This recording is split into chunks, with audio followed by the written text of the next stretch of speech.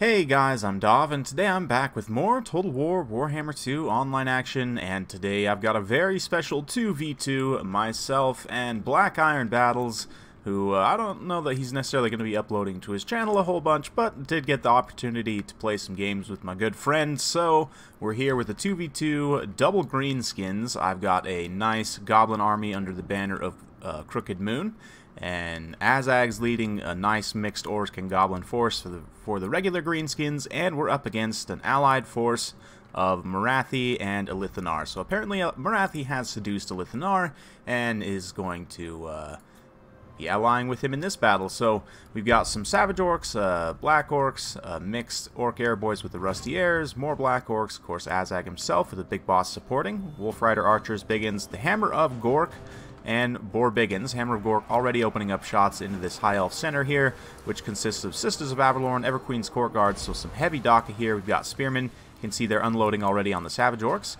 I've got a couple of Skirmish Cav here, already blobbed into some Dark Riders here. The two ROR Skirmish Cav for the Greenskins, I figured we'd be able to win here. We popped the Wa from the Goblin Great Shaman, and of course I've got my standard Vanguard, 4 Skulkers, 4 Night Goblins, including the Regimented from Noun. We've got 4 Squig Hoppers as well, the Moon Howlers, and a nice Daka squad that's going to be opening up here in the center. So, yeah, you can see the Dark Elves. Let's see, Dread Spears. We've got Black Guard, War Hydra, of course Morathi, some Witch Elves, and some more Black Guard over on the far side. So, yeah, the Savage Orcs having gotten savaged already. Quite a few of them have been routed off, but that's relatively fine. They're not the most expensive unit in the world for those Sisters of Avalorn to be shooting at. They're next going to rout off those nasty Skulkers real quick, but over here on the flank, we have been able to take out their Dark Riders, and that was more or less their only mobility. So at this point, we really don't have to worry about anything getting back to the Hammer of Gork, or, you know, getting at my Gobbo Firing Squad, or the Orcs, Orc Airboys, or anything like that. So pretty good stuff. A very nice net of Ammon talk though from our opponents. Going to net these Black Orcs here in the center, and they are just going to get showered by the Sisters of Avalorn. I know some of you guys are going to make jokes about that, but I can't really stop you at this point. Yeah, you can see the Skulkers here up on the top. This unit of Phoenix Guard right on top of the hill has been completely surrounded, and we're also showering them with arrows. So the Skulkers, the Night Goblins, Phoenix Guard obviously a very elite unit, but they're just not going to trade super well in this kind of situation where they're just getting showered with arrows here and getting dragged down by way too many unit models. Meanwhile, Light Cav pushing up and around the flank. Goblin Great Shaman, I was just chilling over here to keep him safe from Elithanar. We did pop Morathi there with that magic missile, did quite a bit of damage, but yeah, the Black Orcs suffering pretty badly in the center, but they are finally going to make contact here, and a very nice Pit of Shades here from Morathi, going to catch some Orc Airboys. Yeah, probably wasn't the best, but still, the Black Orcs in the front line here with the support of the Skulkers and these Orc Biggins here are going to be able to clean up some units, so it's definitely pretty back and forth at this point. But this unit of Phoenix Guard we're getting routed off finally is pretty decent. The Night Goblin Great Shaman is going to start to get picked off. Elithanar finally realized he needed to come up on top of the hill to get a good shot, but still looks like he might be having some obstruction issues there. Yeah, he did arc a shot over. Maybe that was the Handmaiden. I want to say there's a Handmaiden in here as well. Yep, so I'm not sure. It looks like maybe the Handmaiden's able to lob shots up and over, but Elithanar maybe not.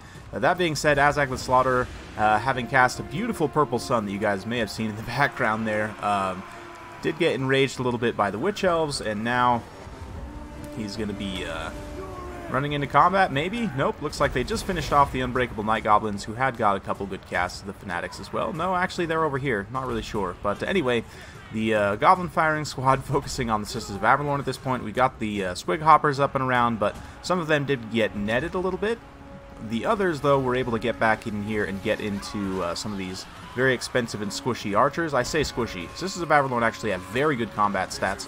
Going to very much be relying on the fact that the Squig Hoppers have a +10 bonus versus infantry and their charge bonus. You can see one last Fanatics cast from the few AP loonies that remain there. And yeah, Azag fighting in the pits here with the Witch Elves and the Light Mage. The Witch Elves will do some good damage to him, but you can see Morathi's also very low. I've been just consistently popping her with that Vindictive Glare anytime I can from the Goblin, Knight Goblin Shaman here. Yeah, Goblin Great Shaman. It's all the same guys. They're just goblins, right? Squig Hopper's just kind of chilling here. A little bit of mismicro on my part, but these Squig Hoppers had been chasing the War Hydra off, but it came back from routing, so I figured we better not press our luck too hard there.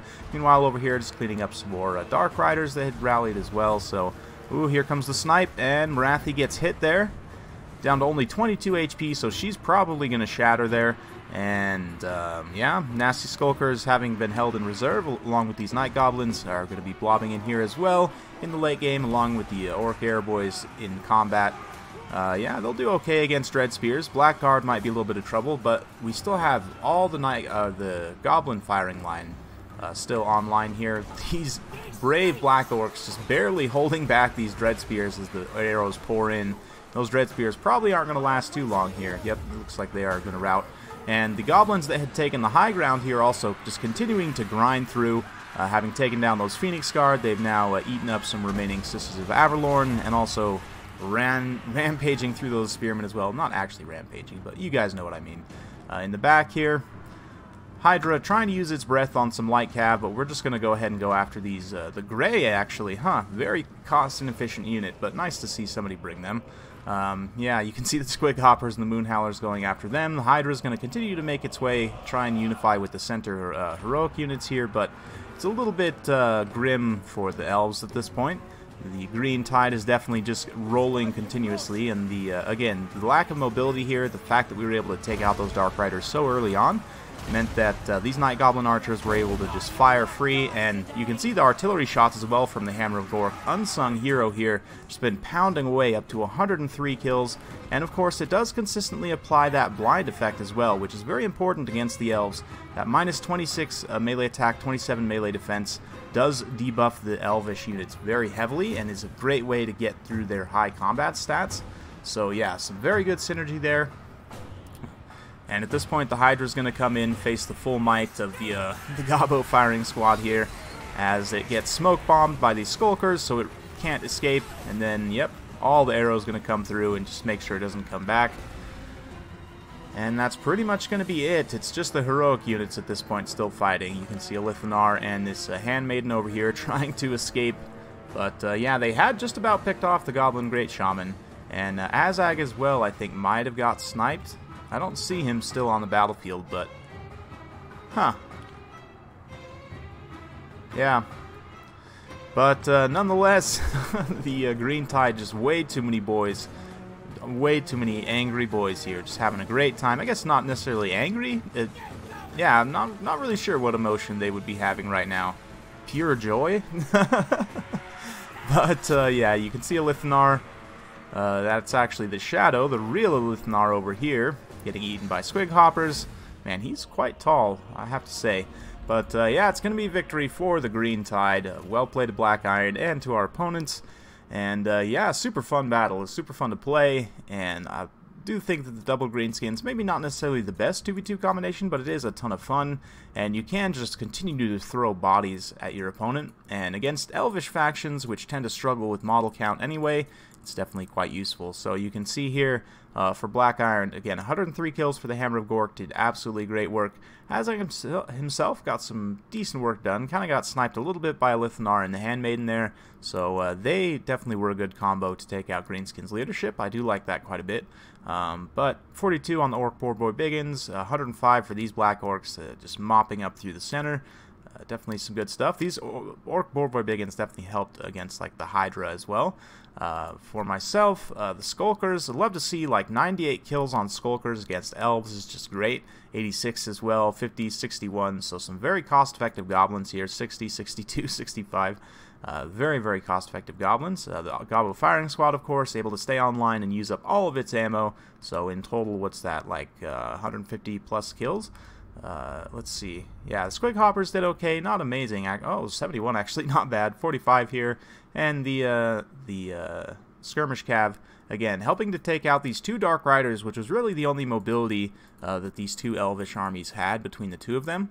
And, of course, the fact that the High Elf didn't bring healing, instead brought Lore of Light to be able to net and shoot, which definitely quite helpful. You can see that the Sisters of Avalorn all got some chevrons, 131 on the Everqueen's Court Guards, so some heavy DACA there. But I do think that in a 2v2 situation, especially if you're playing with a faction that doesn't have traditional healing like the Dark Elves, it's very beneficial to bring Lore of Life, so you can cast Earthblood and a regrowth on your, your allies' units. These Blackguard of Nagaron, you can see, did quite well, 165 and 98. Had they had maybe a little more healing and had been able to sustain, maybe they get a regrowth or just Earthblood successively throughout the battle, maybe they're able to sustain a little bit longer. Same with these Phoenix Guard. The Phoenix Guard didn't trade quite as effectively because they got just straight up surrounded by goblins, which is a really, really rough situation. It's one of the reasons I'm not the biggest fan of the Phoenix Guard, especially in this matchup. They tend to just get out-modeled pretty hard.